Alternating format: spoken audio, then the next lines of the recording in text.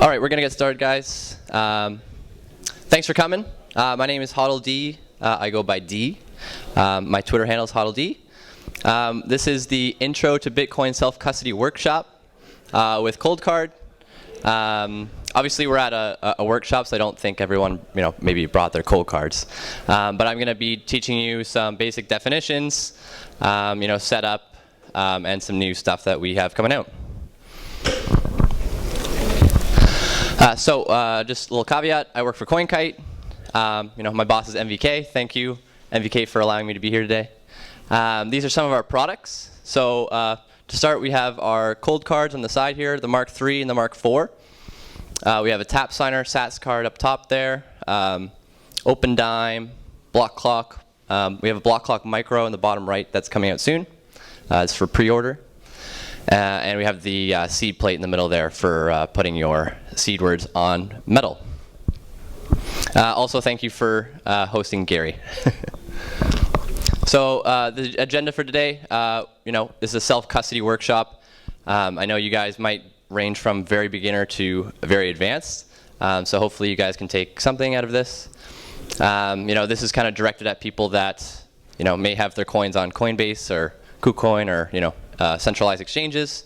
I'm just going to hopefully convince you guys that they can't be trusted and you should be holding your own coins. So here's a few people on Twitter that really advocate for self-custody. Some of them being Blockstream, CZ, the CEO of Binance, Magoo, he's a great guy. The goal here is to avoid counterparty risk, and price discovery is, of course, suppressed by rehypothecation. Centralized exchanges take your Bitcoin, they give it out, lend it out to other people, they short the market, they long the market. They do all sorts of funny business with your money, and I don't think they should be doing that. I think you should be holding your own coins. So counterparty risk, what is it? Counterparty risk is the probability that the other party in an investment, credit, or trading transaction may not fulfill its part of the deal and may default on the contractual obligations. Bitcoin was created to have the least counterparty risk possible. It's counterintuitive to leave it on exchange. So Bitcoin lost to centralized exchanges. Mt. Gox, they lost 850,000 Bitcoin. I think now they're finally releasing those funds again, but nonetheless, it can be stolen. Hackers can hack. They do their thing. Security is a moving goalpost, so we're always going to try and innovate here at CoinKite to give you the best security possible, and not have any trade-offs for security. Security is the top priority. Since then, at least roughly 47 Bitcoin exchanges have lost funds through major security breaches. This might include crypto as well, but a lot of money has been lost from hackers, rug pulls, all that jazz. The most important form of attack is infiltrating, or most common form of attack is infiltrating the private keys to the exchange. Exchange's Bitcoin wallet. You'll have a public and private key. They'll take that private key, take your funds, and they're gone. So what is a public and private key? I'm going to go over this pretty quickly. I think you guys kind of know this stuff, but just a little brief. A public key is like an email address. This means you can safely share it with others, allowing you to send or receive funds. You can give someone your email address, but you don't give them your password, right? You don't want them accessing your emails and reading them and sending stuff. But if you want, them to send you stuff, you just give them your public email or public address. A private key is like a password, string of letters and numbers that allows you to access and manage your Bitcoin. This should not be shared with anyone. Of course, this is the most important part. As soon as you give away your private key, in Bitcoin you can access things. You don't exactly own anything, right? If you have access to that private key, you now hold those keys and you can spend them whichever way you want. So a custodian is a financial institution that holds customers' assets for them. Self-custodian, obviously you're holding your own. Self-custody signifies that you only have possession of your assets because you control the private key. You can have a joint custodian where maybe you and your wife both know the private key. There's multi-sig setups where there's multiple keys in order to sign a transaction, stuff like that. So I like responsibility. I think it's really key here. If you're self-custodying your Bitcoin, obviously your responsibility goes way up. It's like hiding gold under your mattress with a few more security features, obviously. Responsibility go up. So the biggest barrier to the average individual reluctance to take responsibility of their money is it's the difference between having your parents drive you everywhere or you driving your own car, right? I like this example. Say you have your money on Coinbase and you say, hey, I want to pay Bob. So you ask the exchange, hey, I want to send money to Bob, and they say yes, or they say no, because that guy might be a terrorist, or that's an extreme example, but they might have a blacklisted address, or they don't want to send funds to Bob. So if you drive your own car, you say, I can send funds wherever I want. I don't have to get that middleman to send stuff. You just send it yourself, and you can drive to Bob by yourself. Obviously, when you're driving your own car, you have to, change the tires, check your pressure, tire pressure, oil, all that. I think education here is key. That's why I'm here today. Some people are a little bit intimidated by the whole self-custody thing, because obviously, if you lose your private keys, then it's your own fault.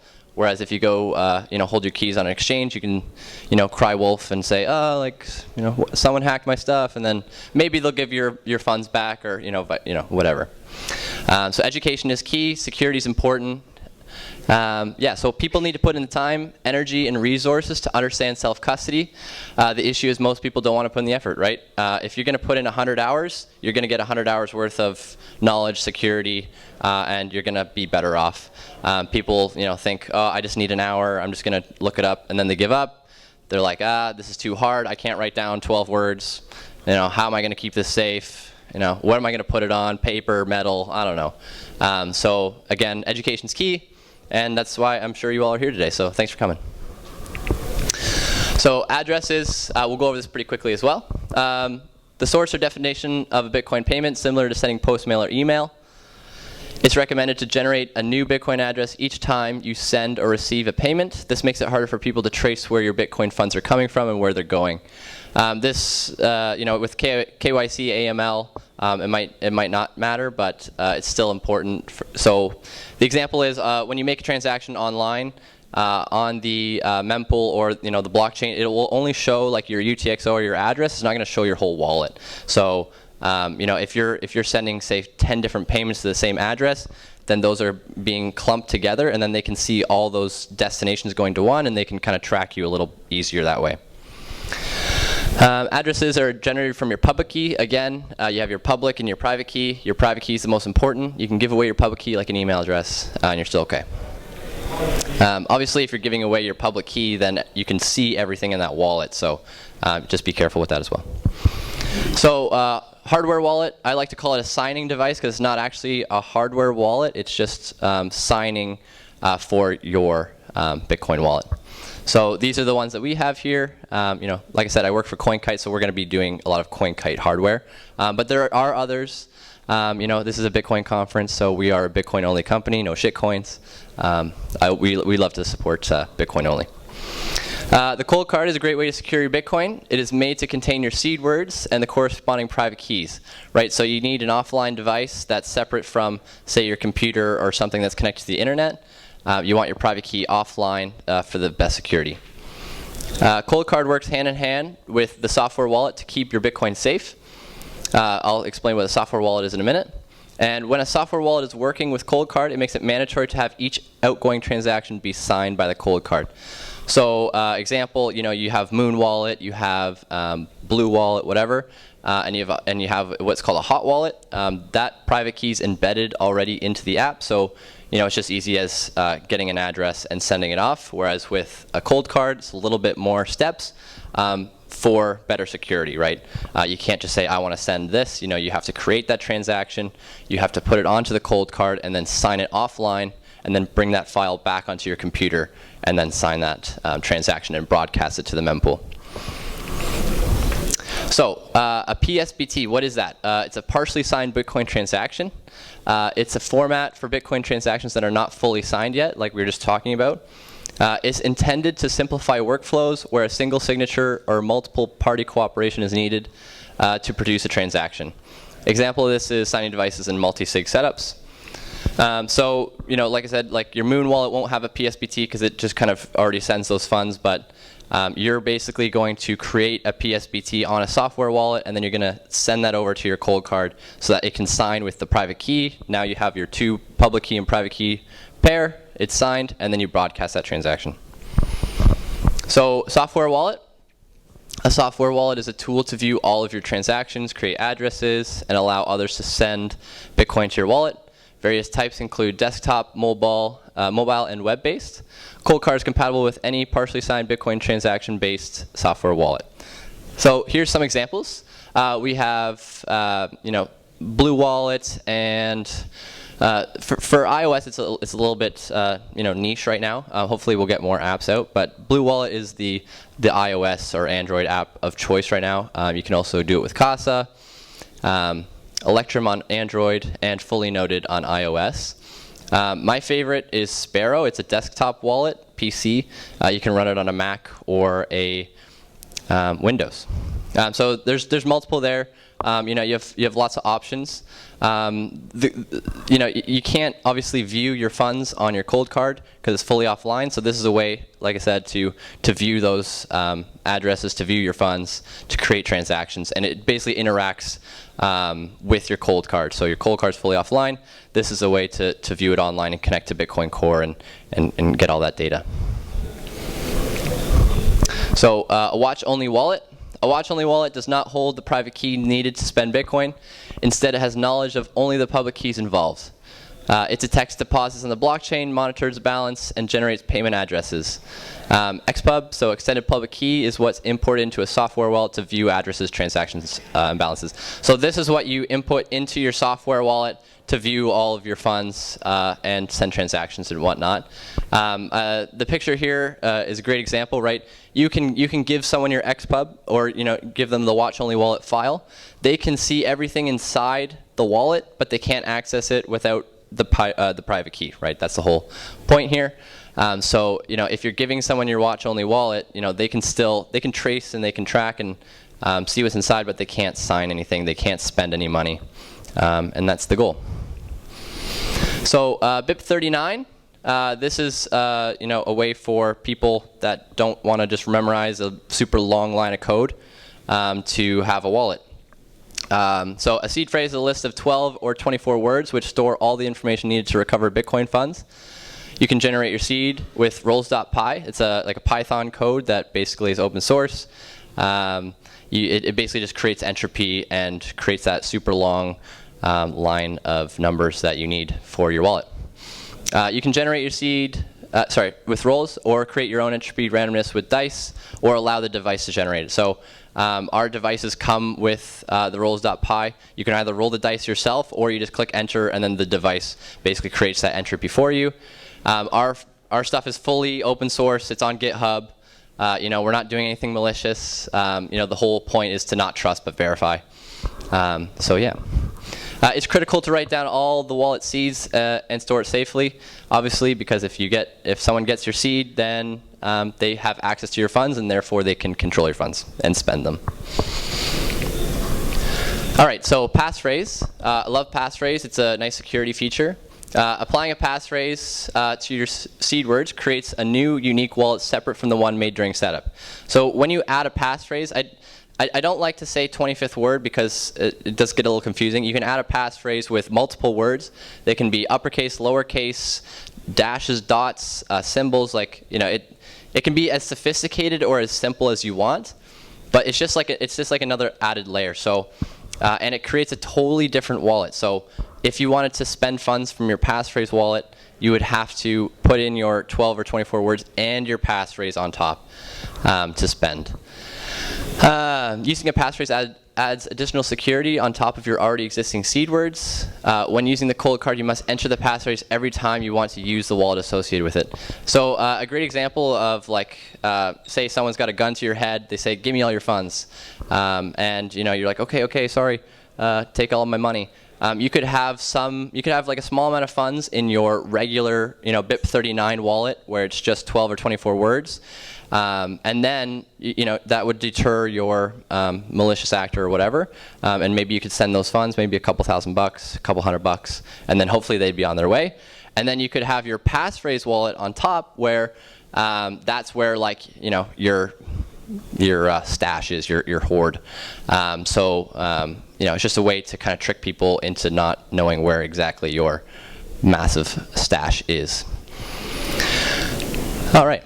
So the difference between a hot wallet and a cold wallet. A hot wallet is a form of digital storage that you can access on your computer or phone. Right? You don't need your private key. You don't need to sign. You just put in the address and click send, and away you go. It's connected to the internet. No signing device required, as the private key is already embedded, and it's obviously less secure. Right? You're trusting that wallet. I mean, there are very nice hot wallets that are trusted to an extent, right? Maybe it might be like your cash that you're holding in your pocket walking around the street, right? It might just be your spending funds for groceries, whatnot. But you wouldn't want to have your massive stash or your hoard on a hot wallet. Cold wallet, like the COLDCARD, is a cold wallet, otherwise known as a hardware wallet or signing device that requires a signature to spend, completely offline, stores your private key, and obviously extremely secure. So this is another feature that we have on our devices. It's called the master key fingerprint.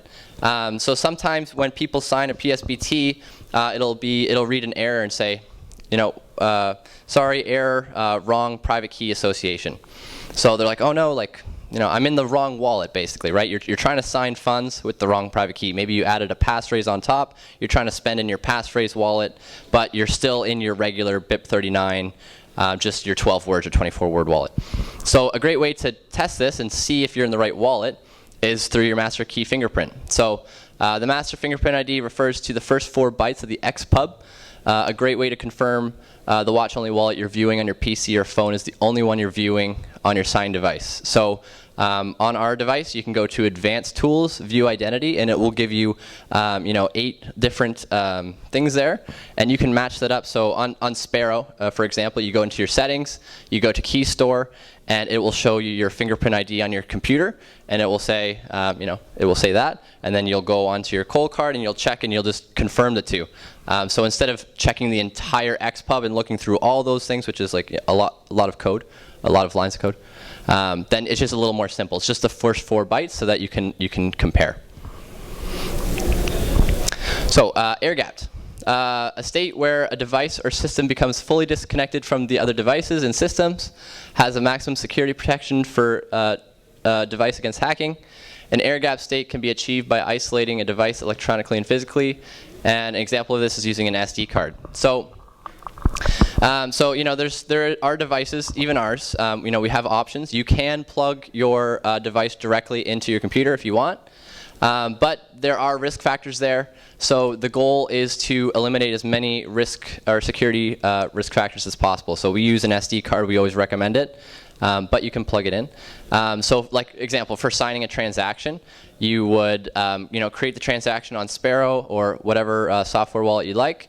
You would download that file, which isn't signed, onto the SD card. You'd plug it into your COLDCARD, and then you go ready to sign. You'd sign that transaction. You'd take the SD card back out of the COLDCARD, put it back in your computer, and then you'd broadcast that transaction. It just has instead of connecting it directly, you have that intermediary where you're only transferring the data that you want it to transfer, whereas if you're plugging in directly, you just don't know. But obviously, it is still extremely secure. We haven't seen any USB hacks yet. But again, security is a moving target. There's upgrades and hackathons all over the world. So just to be safe and to eliminate that security risk, we recommend the SD card. So broadcasting transactions. Down here, we have what's called the mempool. The mempool acts as a waiting room for transactions that have yet to be included in a block. So the green ones there are the mempool. They're basically waiting. They have maybe a lower fee, so they're a little bit farther back. Let's talk about the fee rate. So the fee rate, the amount you're willing to pay for your transaction to be added to the next available block. Example, 5 sats per byte.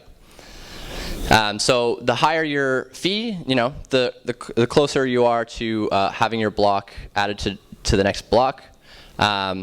if you have a lower fee, you have 1 sat per byte, you're going to be waiting maybe 50 minutes. You're going to be in the 5th block back in the mempool. If you're doing, say, high priority at 17 sats per byte, you're going to be in the front of the line, right? It's just yeah, you pay more, you're farther in line, right?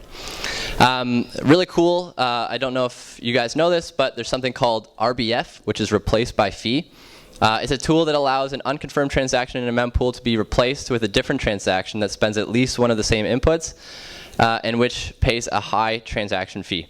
So say you're wanting to buy a house, you want to buy a car, something is time sensitive. And you need to go through in the next 10 minutes. You don't want to wait, say, 2 hours. You've had your sats per byte set at one sat per byte. Coinbase is trying to consolidate a bunch of UTXOs. The mempool is super full. So you're going to be waiting hours if you set your sats per byte at, say, 1 or 2. So you want to bump it up to 10. So as long as you have your transaction enabled RBF, you can basically respend that transaction and put it in front of your old transaction by increasing the fee. That old transaction basically gets dropped, and then that new transaction gets added to the block. Block confirmation. So after a transaction is broadcast to the Bitcoin network, it may be included in a block that is published to the network. When this happens, it's said that the transaction has been mined at a depth of 1 block. Some people say that like 6 blocks confirmations is best.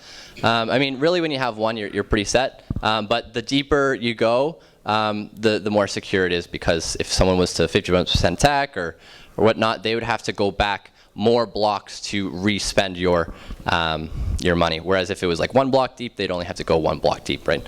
Over time, you have like thousands of blocks, hundreds of thousands of blocks deep, and then to remine all those, it takes a long time.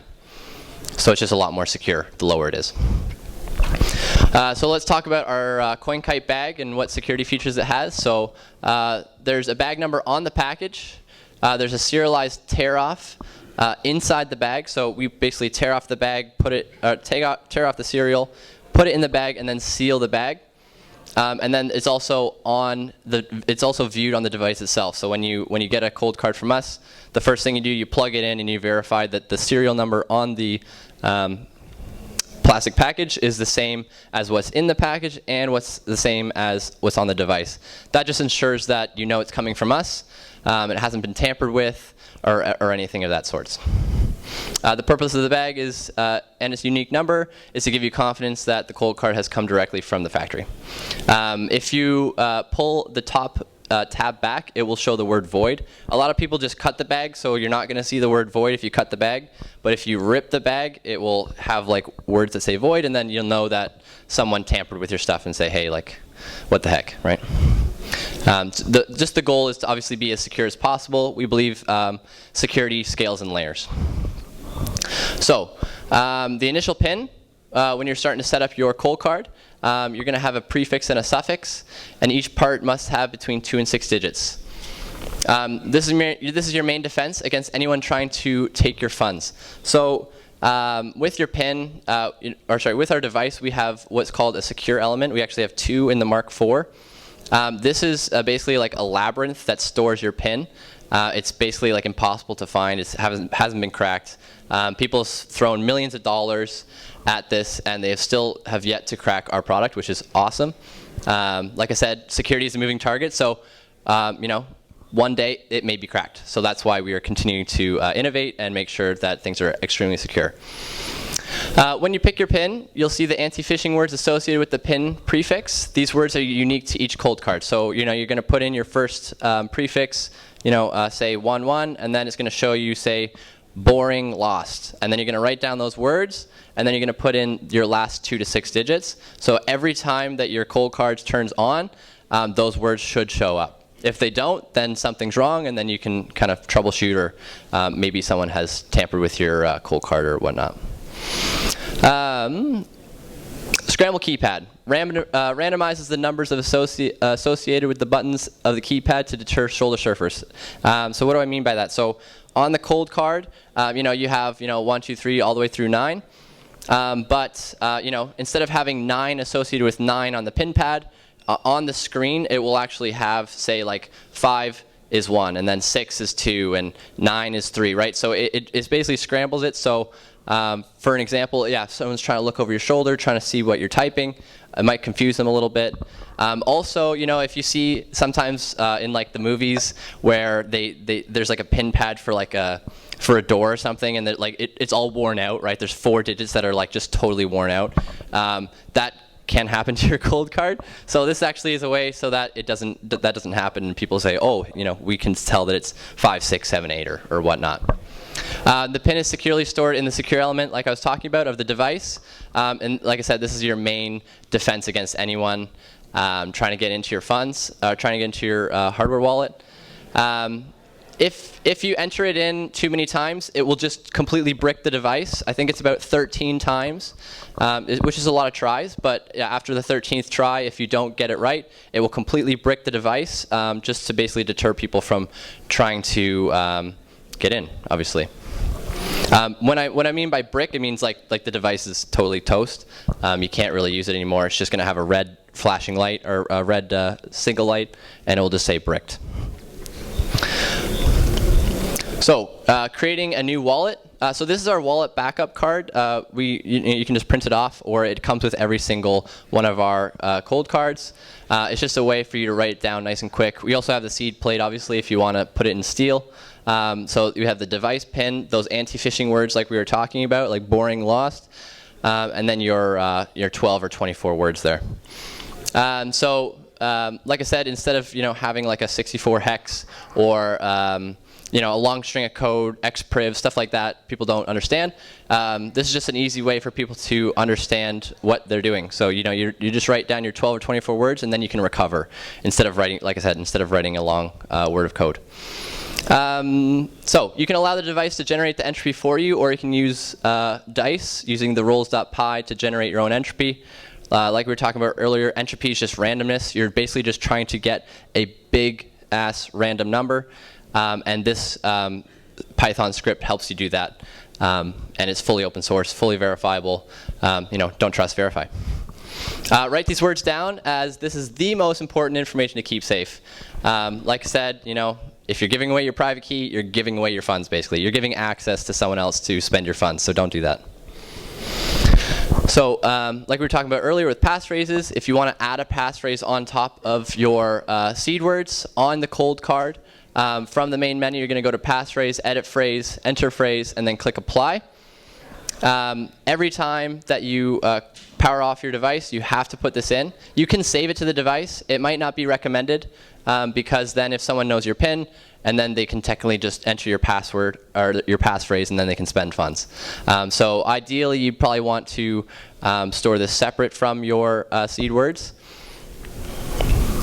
Okay, so once applied, make note of the master key fingerprint, like we were talking about earlier, of the new wallet. Remember to do this every time you want to access the wallet under the passphrase, because, like I said, every time you power it back on, you're going to need to enter it by default. So if you want to use a iOS or Android app, Blue Wallet's awesome. Blue Wallet, you can have a hot wallet, you can have a cold wallet. It depends on, like if you're using it with a cold card and you're importing an xpub, it will be gray. If you'll see, like if you're opening up like a hot wallet on Blue Wallet, it will be blue. So it's just nice to know that. So from the main menu, go to Advanced Tools, Export Wallet, and export your xpub. So you would basically import that into Blue Wallet. You can now choose the wallet type. I recommend native SegWit. It's basically M/84/0/0. There are other ones like Legacy and PSSH where it's like M/89 or M/49.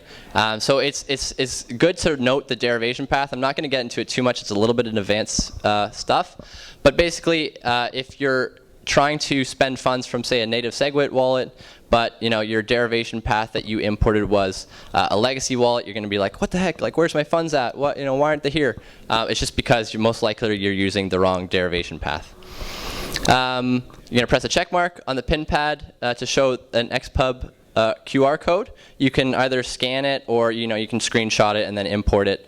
It's just an xpub, so it's not like you're giving away your private key. So it's okay to screenshot it, maybe delete it after.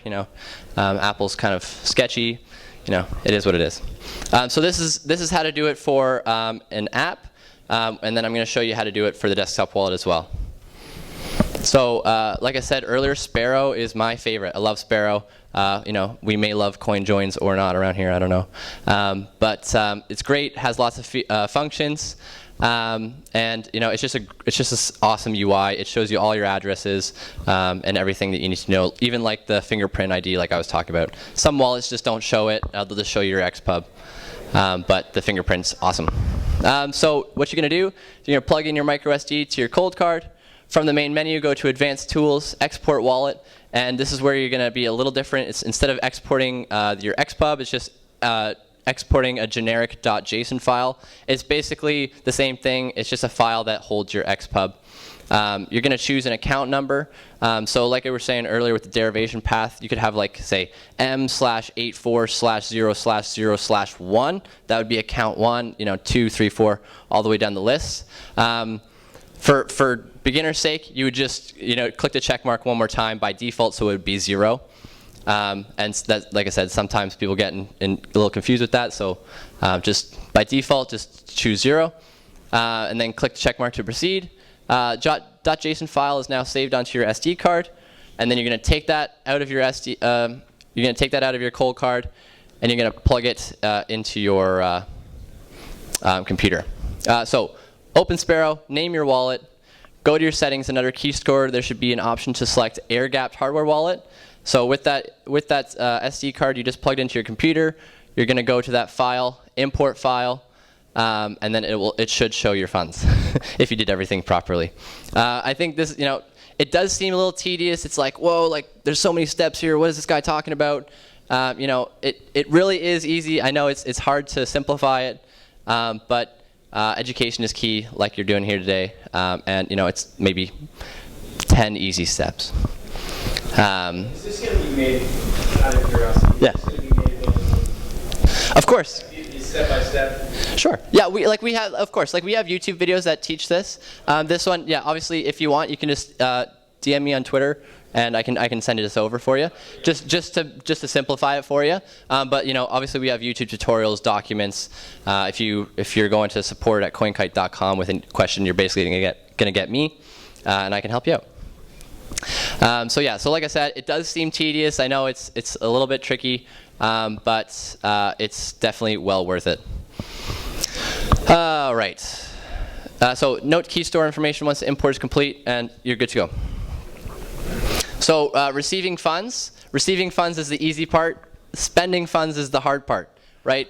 You give out your email. Someone can send you emails. It's like they do all the work. It's not a problem. Spending is a little trickier. So what you're going to do on your COLDCARD is you're going to go to Address Explorer, BC1 for native SegWit. It could be something else. It could be legacy where there's a 1 or a 3. BC1 is the native SegWit, so I like that one the best. You're going to press 1 to save into a file. This will save the first 250 addresses into a CV Excel file. This is great for businesses or say like Unchained Capital, Casa, stuff like that. If you're just getting funds in a lot and you don't want to keep generating it every single time, you basically just send this off and then they can have the first 250 addresses. I will say with this, sometimes when you export that Excel file, some people will use say the first 3 addresses and then they might use the 200th address. There's going to be like a gap there, and then if you try and recover your funds, it may not recognize that 200th address down, so you might have to increase your gap limit. But that's just a little caveat, little side note. So another way to get an address is to just press 2, and then you'll have a QR code. The person can scan it, and then they send funds that way. Or you can press 3, and then you can share it over NFC. NFC is near field communication, basically like Apple Pay, credit card tap, stuff like that. That's a new feature that we have with our MK4. It does make it technically a radio, so if you are extremely paranoid and you don't want your device to be a radio, you can scratch off that NFC part on the board. It's like inside the SD card slot, just for the extra paranoid and the cypherpunks out there. Or you can buy a Mark III, and then you don't have to worry about that. All right, so sending funds, this is the fun part. Right, so we're going to create a PSBT on the software wallet. You're going to import your put the address you want to send to. You set your fee rate. You check all the details, make sure it's going to the right place. And you're going to export that file that's unsigned to your SD card. You're going to insert that SD card into your cold card, and then you're going to click Ready to Sign after you're putting in your PIN, of course. You're going to confirm the details. So on the screen, the best part about the cold card is you can view it on the screen. You can confirm the details, make sure there's nothing malicious going on. Verify the output, verify the fee rate, and all that jazz. And then when you're ready, you can select OK. It will say signing, and then that you'll have to transfer that partially signed Bitcoin transaction back into your computer. Load the transaction on your Sparrow or whichever software wallet you want. 10 minutes left. Great, thanks, man.